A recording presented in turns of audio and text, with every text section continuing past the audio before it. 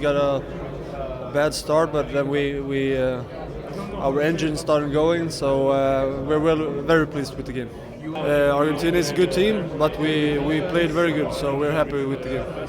It would be a difficult game. It would be fun to play against Mickey and Henrik, and Denmark is a very good team, so we have to play even better than today to have a chance.